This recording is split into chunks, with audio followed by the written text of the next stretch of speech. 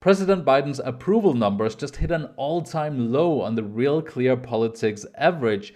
And this is a pretty big deal, guys, because the US population is losing faith in Biden's ability to lead at a very critical time where the Taliban is taking over all of Afghanistan. And China is watching that happening, thinking that maybe we should take over Taiwan and other places as well. Whether we all like it or not, we need a strong US to keep all of these other superpowers in check. And what has happened recently in Afghanistan creates a lot of doubt that Biden is able to rally all of these allies together as he said he would. Welcome to the channel, guys, and thanks for joining me in today's video. So check this out. This is the newest numbers from the website Real Clear Politics, where they take in polls on the president's job approval numbers and then they spit out an average. The reason this is interesting is that Democrats typically get higher job approval numbers than Republicans.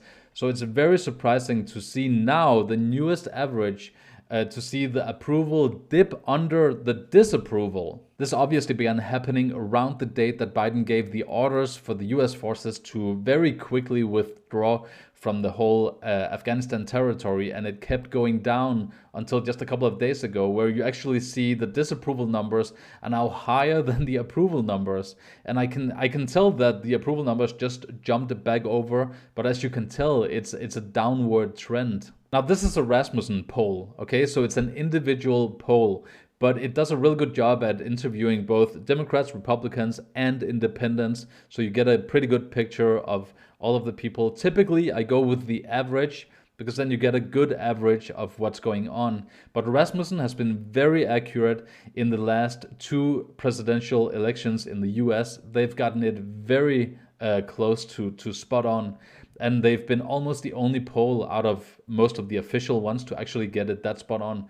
So this one says that right now the total approve is only at 46%, and the total disapprove right now is at 53%. If those are the numbers, then that are actually true with the American people, then we're looking at a dire situation for Biden, and much more dire than the average would indicate. Part of the reason that people give for this drastic decrease in popularity is, of course, the withdrawal from Afghanistan of the US troops.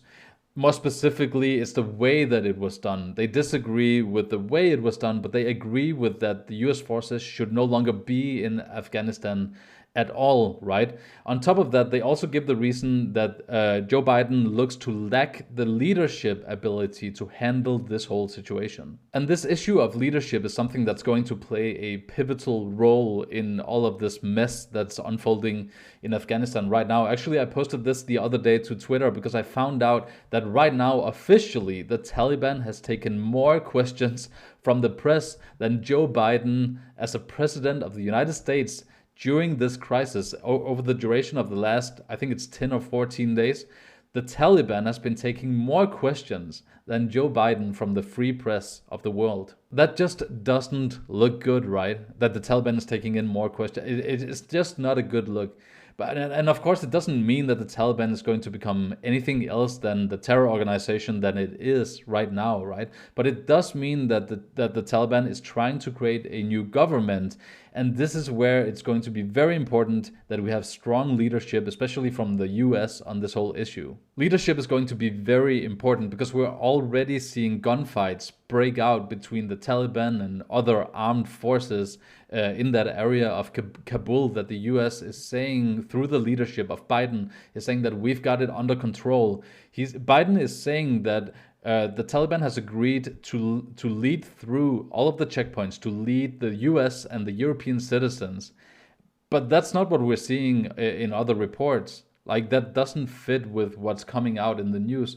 Most of the reports are saying that the Taliban often is going door to door, trying to find, especially also finding Christians in the area, and then taking the girls as sex slaves for the Taliban warrior fighters, right? And sometimes executing the rest of the family. It's pretty crazy to hear this idea that everything is under control within a certain area, when all other reports are saying that everything is a complete disaster. Whatever we intend to do from now on, it has to be a coordinated effort between allied forces in Afghanistan. Biden said recently that all of these other allied forces, they haven't critiqued him. But actually everyone has. Everyone agrees that this withdrawal, this almost instant withdrawal, was a complete mess. They all agree that they should leave Afghanistan, but the way it was done is just a complete disaster. So now leadership is more badly needed than ever before, and here's why. Euronews is reporting that the Taliban is saying that August 31st is a deadline for the troop withdrawals, and they call it a red line. Now, this is pretty crazy. So now we're getting to the point where the Taliban is beginning to make demands of the US and the European, of all of the NATO forces in the area, right? It's estimated that US and European citizens, civilians in the area still number almost 100,000 people. 100,000 people that's still caught up in Afghanistan, that needs to be exfiltrated, or that need to go back to the countries they come from. But now reports are coming out about how they can't go through all of these checkpoints to actually freely come to the airport in Kabul and then be transported back to their countries. So this is going to be, unless we handle this correctly, this could turn into a huge mess, right? Take a look at this. The US President Joe Biden said on Sunday that personnel may need to stay beyond that date to continue the evacuation of all Americans. Britain is urging Washington to extend the evacuation, and Prime Minister Boris Johnson plans to press Biden at an emergency G7 meeting on Tuesday. But Taliban spokesman Suhail Shaheen has said that such a move by the US or the UK would mean they are extending occupation and would bring consequences, creating mistrust between the two sides. So more time is badly needed. And the reason that the Taliban is setting this date is that they're saying that we want to create a government. We want to give people a constitution, to give them the basic rights within the country so that we no longer have to live under this chaos. But at the same time, they're saying that we won't create a government and thereby a constitution to protect the people, the civilians in the country. We won't make one before every single troop of the US and the European forces are out of the country. So they're using it as a bargaining chip, right? The Taliban has agreed that this new government, if all of these troops will just leave the country, this new government will contain women's rights, as long as it fits within and this is an actual quote, as long as it fits within the framework of Islam, at least their version of Islam. So I don't think that's very reassuring if you're a lady caught under this regime, right? As I just talked about, the article also says the Taliban will not announce the constitution of a government in Afghanistan as long as American soldiers remain on its soil, two sources within the Islamist movement told AFP on Monday. It was decided that the formation of the government would not be announced as long as a single American soldier was present in Afghanistan, said one of the sources. The information was confirmed by a second. And this is pretty crazy because they don't want to form a government and thereby give all of these civilians constitutional rights until every single troop has left the country. In a way that makes sense. If you feel like you're the legitimate government, you don't want foreign troops in your country, right? Especially if you consider them like you've been at war and so on.